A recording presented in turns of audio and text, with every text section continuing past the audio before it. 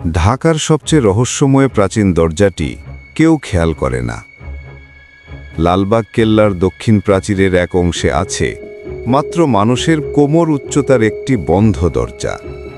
কেউ জানে না দরজাটি কবে বন্ধ হয়েছে, কেউ জানে না কেন বন্ধ হয়েছে। কিন্তু শোনা যায়, যে রাতে ঢাকার আকাশে অদ্ভুত লাল কুয়াশা নামে, ওই দরজার ভেতর থেকে শোনা যায় ভেজা মাটির হাঁসফাঁস করা নিঃশ্বাস। আর আজ ৩৫০ বছর পর সেই দরজা আবার নড়ল। এখন শুরু হচ্ছে ঢাকার ইতিহাসের সবচেয়ে গোপন, সবচেয়ে চাপা, সবচেয়ে অদ্ভুত গল্প, যা মুঘল দরবার, বিশ্বাসঘাতকতা, অপূর্ণ প্রেম, গণহত্যা, গুপ্তচর, সুড়ঙ্গ, রহস্যময় দরজা, মানচিত্র এবং অদ্ভুত নিখোঁজ হওয়া মানুষদের নিয়ে। ঐতিহাসিক বাস্তবতা ও রহস্য মিলানো দীর্ঘ গল্প। লালবাগ কেল্লা, চন্দ্রের ছায়া, রক্তের স্মৃতি। লাল চাঁদের রাত। ঢাকা শহর তখনও অতি আধুনিক হয়নি, কিন্তু যানজট, দোকানের ঝলমলে আলো, মানুষের কোলাহল সব ছাপিয়ে এক অদ্ভুত রাত নেমে এলো। আকাশ হঠাৎ লাল রঙে রঙিন হয়ে ওঠে। খবরের কাগজ, অনলাইন নিউজ, ইউটিউব সব জায়গায় মানুষ বলাবলি করতে থাকে এটা নাকি চন্দ্রগ্রহণের ব্যতিক্রমী প্রতিফলন। কিন্তু পুরান ঢাকার অনেক বৃদ্ধ জানালার গড়াদের ফাঁক দিয়ে ফিসফিস করেন, আজ রাতেই দরজাটা নড়বে। রাফি ঢাকা বিশ্ববিদ্যালয়ের ইতিহাস বিভাগের মাস্টার্সের ছাত্র। তার গবেষণা করছিল লালবাগ কেল্লার হারানো সুড়ঙ্গ পথ ও অমীমাংসিত রহস্য নিয়ে। সেই রাতে রাফি ক্যামেরা ও নোটবুক নিয়ে কেল্লায় ঢুকে পড়ে। দিনে কেল্লা যতটা পরিচিত, রাতে ঠিক উল্টো, একটা নির্জনতা, ভিন্ন ধরনের নীরবতা। চাঁদের লাল আলো পড়ছে কেল্লার সাদা মাটির দেয়ালে। হাওয়া যেন ফিসফিস করছে। ফোয়ারার জল অদ্ভুতভাবে ঢেউ তুলছে। হঠাৎ ঠস! দক্ষিণ দেয়ালের রহস্যময় ছোট দরজাটি একটু নড়ে উঠল। রাফির শরীর জমে গেল। মনে হলো দরজার ভেতর কারোর পায়ের শব্দ। সে কাছে গেল। দরজা পুরনো, মরচে পড়া, কিন্তু স্পষ্টভাবে নড়ছে। এটা কি ভূতের কাজ নাকি ইতিহাসের? রাফি কানে লাগাতেই শোনে, ফিরে যা, ফিরে যা। একটা ভেজা, কাপা, মানুষের মতো না মানুষের মতো কণ্ঠ। রাফি ভয় পেলেও ইতিহাসের টান আরও বেশি। ১৬৭৮ সালের ঢাকা।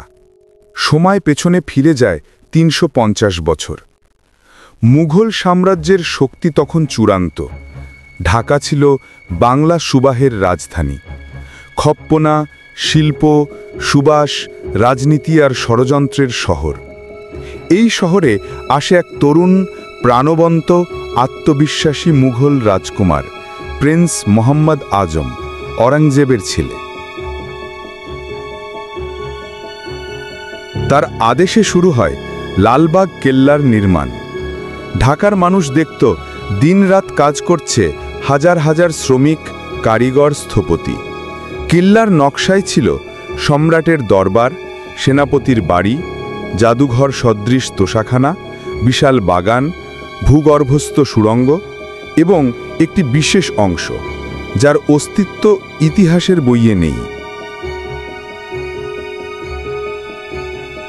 সেই অংশের নাম ছিল চন্দ্রছায়া মহল। মুঘল সাম্রাজ্যের গুপ্তচর বিভাগের জন্য তৈরি একটি গোপন কক্ষ, যেখানে চাঁদের আলো পড়লে দেওয়ালে লুকানো মানচিত্র দেখা যেত।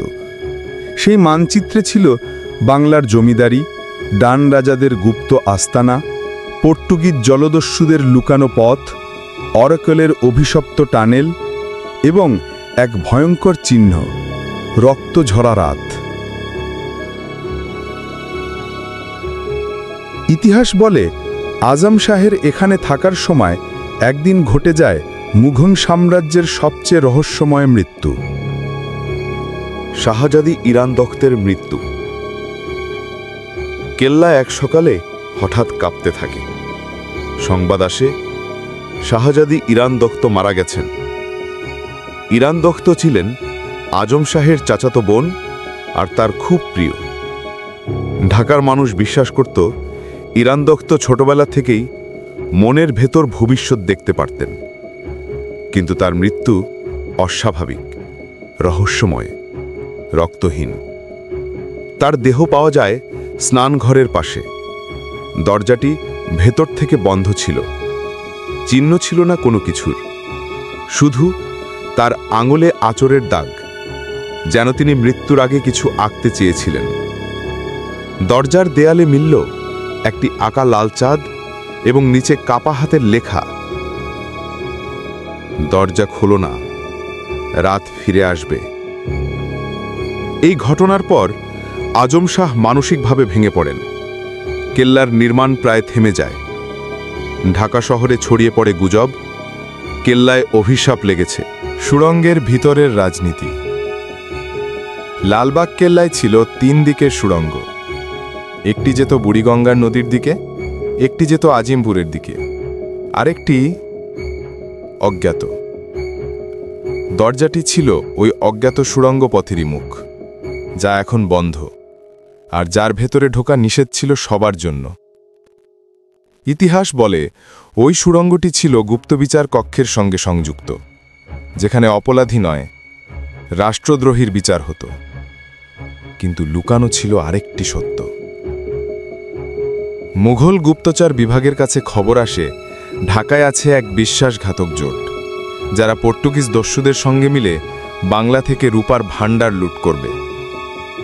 আজম শাহের আদেশে গুপ্তচররা অনুসন্ধান শুরু করে। শিক্ষিত, সুন্দরী, রহস্যময়ী এক নারী, মেহরুন্নেসা, গুপ্তচরদের তালিকায় আসে। কেউ জানত না, তবে পরে ইতিহাসে মেহরুন্নেসার নাম ঢাকার সবচেয়ে অদ্ভুত নারীদের একটি হয়ে ওঠে। প্রেম, ষড়যন্ত্র ও রক্তপাত। মেহরুন্নেসা ছিলেন চরম বুদ্ধিমতী। ওর বাবাকে হত্যা করা হয়েছিল মুঘল সেনারা। এই প্রতিশোধ নিতে তিনি ঢোকেন বিশ্বাসঘাতকদের জোটে। আজম শাহ তাকে প্রথম দেখেই বুঝেছিলেন এই মেয়ের চোখে আছে আগুন, কিন্তু পেছনে আছে অভিশাপ। কিন্তু তার ভুল হয়েছিল, কারণ মেহরুন্নেসা ছিলেন দ্বিমুখী চরিত্র, কখনো বন্ধু, কখনো শত্রু। ইতিহাসের পাতা বলে আজম শাহ তাকে বিশ্বাস করেছিলেন। ইরান দুক্ত তাকে খুব পছন্দ করতেন, কিন্তু হঠাৎ ইরান দুক্তর রহস্যময় মৃত্যু ঘটে। মেহরুন্নেসা হঠাৎ নিখোঁজ হয়ে যায়।